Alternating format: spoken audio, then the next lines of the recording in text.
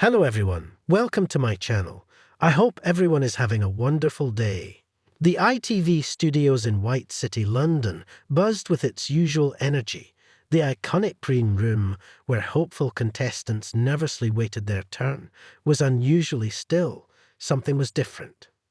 Not since 2009, when the chase first hit screens, had the walls of Studio A heard such quiet rumblings.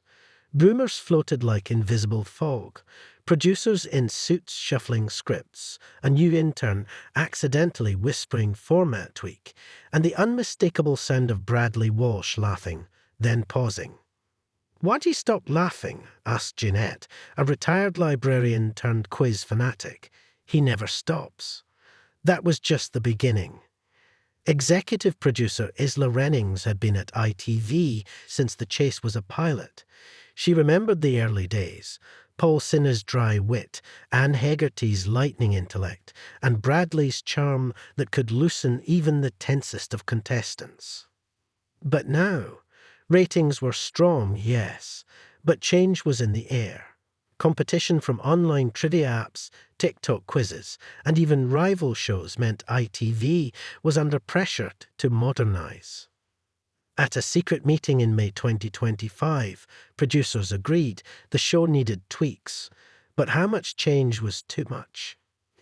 "It starts small," Isla said, scribbling on a whiteboard. "We give Brad a speed boost. We soften the first set of questions, make the audience feel smarter." "Won't the fans notice?" a junior producer asked. Isla gave a knowing smile. "They'll love it until they don't." Bradley Walsh had aged gracefully with the show. His reflexes, once described as lightning in a suit, had subtly slowed. That was natural. He was now 65. But when fans began complaining online, "Brad's reading the questions like he's hosting a bedtime story," the ITV team decided to act. Enter SpeakQ 2.0, a new autocue system that adjusted to Bradley's voice and responded to his tone. It was AI-assisted, dynamic, and shockingly effective. Within days, viewers noticed. Brad's rapid fire today. One fan posted on X, formerly Twitter. "Feels like he's been given rocket fuel," joked another. What they didn't know, Bradley had also been secretly coached by a former speed auctioneer. The results were stunning and slightly unnerving. Contestants barely had time to blink. Then came the questions. In the early days, viewers wore correct answers like badges of honor. But lately, something strange had crept in. What color is the sun? Which day comes after Monday? How many legs does a spider have? Bradley had even paused once and laughed mid-question. "I mean, really? Who writes these now?" The answer was a mysterious quiz writing firm in Berlin known only as Grey Tower. They'd been hired to broaden the appeal. More people getting questions right meant more confidence, more fun, and less fear of facing the chaser. But not everyone was thrilled. Mark, the Beast Labbit, took issue. "They're dumbing it down," he grunted in a tense production meeting. "We're not here to babysit." "Maybe," Isla countered, "but we're here to entertain." ITV's inbox overflowed. Some loved it. "I got 6 right during Cash Builder. Never happened before." "My nan's obsessed now. She says it makes her feel 25 again." Others, not so much. "Bring back the real questions. This is the chase, not nursery school." "Brad's speaking like he's racing the clock. Let the man breathe." It became a national conversation. Breakfast shows debated it. Piers Morgan demanded a real quiz version. Comedians on panel shows mocked it. TikTok teens reenacted Cash Builders like Olympic sports. And then the moment everything shifted, a semi-finalist named Rory Kirkland, a teacher from Bristol, won £60,000 solo. His questions were easy. Too easy. After the show, during the post-win interview, he dropped a bombshell. "Lovely show, Brad," Rory said on camera, "but come on, This wasn't a quiz, it was a warm-up. Bradley froze. The audience tittered. Paul Sinha narrowed his eyes. And producers blinked. Clips of Rory's comment went viral. Warm UPGAT trended for days. The Daily Mail ran a headline, "Is the chase getting soft?" Backstage, the chasers were split. Paul Sinha and Jenny Ryan preferred the traditional challenge. "It's about respect for the game," Paul said. "If we lose that, we lose everything." Sean Wallace was diplomatic.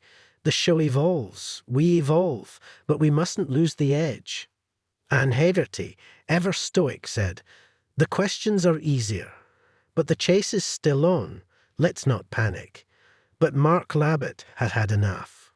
He tweeted, "I didn't join this show to be a pantomime villain. Fix the game, or I walk." Cue media frenzy. Isla Rennings called for an emergency special episode, The Chase, classic mode. Old school questions, no speak cue, and Bradley reading questions at human pace. It aired on a Sunday. Viewers were stunned. Contestants were visibly sweating. And the final chase, a 21-point thriller that saw Anne claw back a £100,000 jackpot with 3 seconds left. The internet exploded. This is the real chase. Never Leave Us Again, classic mode. Bradley on his Instagram posted a selfie captioned, "Back to basics and loving it." ITV struck a balance. Classic mode would air once a month. The main show would blend formats, some weeks easier, some harder. Viewers could choose their thrill level. Chasers got more input into question design. Fans were polled weekly on difficulty preferences. The format became flexible, reactive, exciting. Bradley thrived. He leaned into his 2 modes, Speed Demon and Classic Gentleman. Viewers began placing bets on which Brad would show up. A new quiz writer was hired, Amira Chaudhry, a 24-year-old prodigy from Liverpool, who brought back clever wording, cultural relevance, and just enough curveballs to keep even the beast humble. At the 16-year anniversary special, ITV held a grand event. Fans packed a live audience arena. All chasers appeared. Bradley gave a heartfelt monologue. "We've evolved, we've stumbled, we've raced, but what matters most is you, our viewers. Whether you love the challenge or the chuckles, we're here, and we're not slowing down." Cue standing ovation. That night, the final chase was a jaw-dropper. A 3-player team scored 23. Anne chased it in full classic mode. With 1 second left, she paused, then smiled, then passed. They won. And in that moment, the show, the viewers, and even Anne agreed, change wasn't the end. It was the chase. While ITV tried to balance both old and new styles, a powerful group emerged online, the Super Chasers. Not just fans, but loyalists. They ran a sprawling online community, dissecting every episode, ranking contestant decisions, and timing Bradley's question delivery with stopwatch precision. On one fiery evening, the Super Chasers released a digital manifesto titled, "Save the Chase, 16 Years of Brilliance, Not Banter." It accused the show of insulting quiz lovers, pushing glorified lottery questions, and warned ITV that legacy matters more than rating stunts. It went viral in hours. Paul Sinha retweeted it. Jenny Ryan posted a poem about it. Mark Labbett changed his profile photo to a serious-looking face and captioned it, "Super Chasers, I see you." Isla Rennings, facing increasing pressure, set up a private Zoom call with the group. She expected keyboard warriors. She got a panel of teachers, trivia experts, ex-contestants, and even one former ITV writer. They made their demands. 1 season of pure classic mode. Chasers getting veto rights on bad questions. And a new round, the Scholars' Corner, where contestants face a mystery academic, for bonus points.